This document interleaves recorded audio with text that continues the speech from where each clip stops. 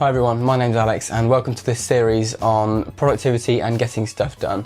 So in this first episode we're going to talk about exercise and early mornings. I know it sounds a little bit weird, weird being in a productivity video, but hear me out. So let's start off with what a normal day might look like without exercise. You'll probably recognise this day, but yeah, let's get started. So you wake up, don't want to get out of bed because you know you've got work to do and you know you've got things you need to get done. So you lay in bed for a bit doing nothing, then get up, get ready, and because you're still half asleep, you aren't really ready to work until 10. So 10 AM hits and you now feel awake enough to start cracking on with some work and being productive. So you get going and this productivity and focus lasts the whole 20 minutes because you're restless. You just want to get up and get going because now you feel like you're awake enough. So after 20 minutes you get up, make some tea, end up procrastinating on YouTube. So when you do finally get back to work and drag yourself back to your desk, you don't feel quite as productive as you know you can be. So you keep getting questions wrong, can't really focus, and you feel really unproductive again. So you decide to write the morning off because you haven't really done anything and you aren't feeling like working this morning. So you write the morning off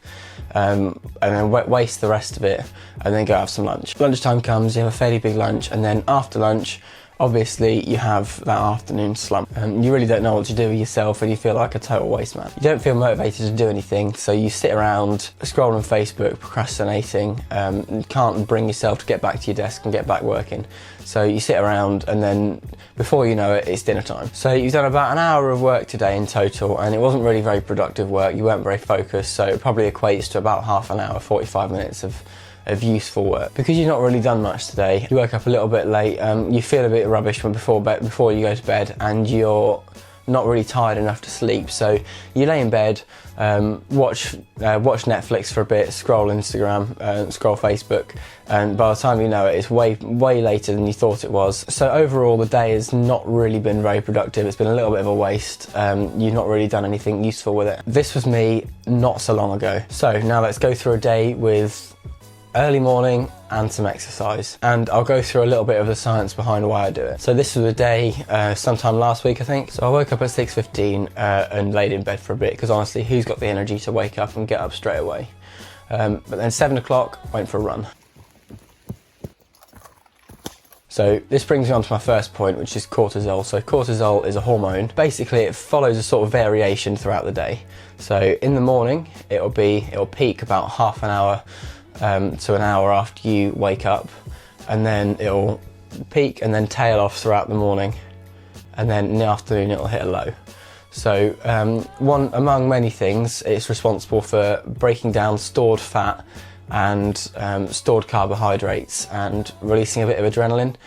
So it's there to sort of get you up in the morning and get you ready for activity. So it's well worthwhile taking advantage of this in the morning while you can. Unfortunately, it was absolutely hammering it down with rain on my run, but this meant I felt even better when I got back. I'm definitely not a runner, but desperate times call for desperate measures. I mean, I'm usually pretty aquatic. I like swimming, so don't bother running, but obviously we can't swim at the moment, so I felt so good for this run when I got back. So I got back at about 8 o'clock, had some breakfast, had a shower obviously because I stank.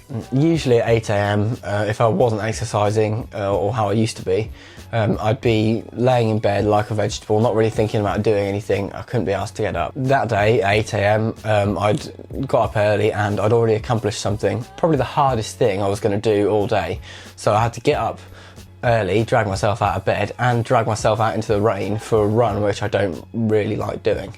So I've already accomplished probably the biggest thing of the day. Every subsequent thing I've got to do throughout the day feels easy in comparison to that run. So yeah, after I'd showered and had breakfast and I got back, grabbed my coffee, and 9 AM hits, I'm ready to focus. So if you want to see how I study and the most efficient way of studying that I found, then just watch the next video in the series and I'll go in detail about it. So in essence, my studying involves just answering lots and lots of questions and thinking really hard. Brings me on to my next point, which exercise in the morning has been shown to improve your cognitive function throughout the day. So when you're answering questions, you want every last bit of brain power you can possibly get, so you can recall and sort of dig out as much information from your brain as you can. So 30 minutes into studying, I would ordinarily want to just get up and move around. I'd be restless.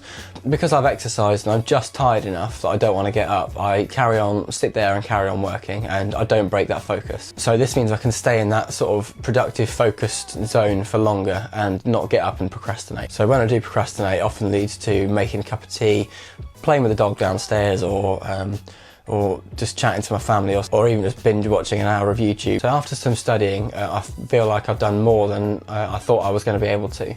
So I go downstairs, make another cup of tea, take the dog for a walk, do some emails, reply to some Snapchats. So at this point I would consider that to be probably enough work for the morning. So I don't feel guilty for stopping and not doing any work for the rest of the morning. So lunchtime I made some tofu with cashew nut. Then I really fancy making a pea soup, so I made a pea soup.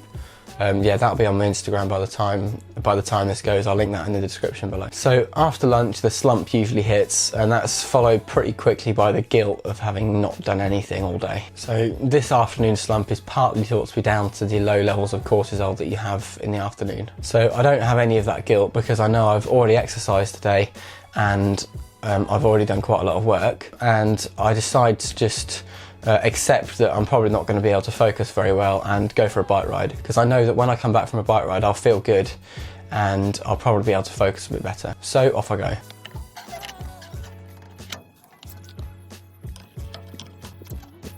So all this exercise, regular exercise, has been shown to improve brain plasticity. So this is basically changing our brain's ability to learn new things, which further increases productivity because you're more able to recall the questions that you're doing. It can also release endorphins, which boost your mood, and it can possibly help to reduce the risk of dementia, so I'm down for that. And boosting your mood will help you to stay out of that sad, sort of unproductive, unmotivated mood where you get absolutely nothing done, and often hits you in the afternoon. So after the bike ride, I sit down and do a little bit more work, not too long, just answer a couple of lectures worth of questions, and then come bedtime I realise I've done quite a lot of work. I've cooked 3 meals because I cooked evening dinner as well.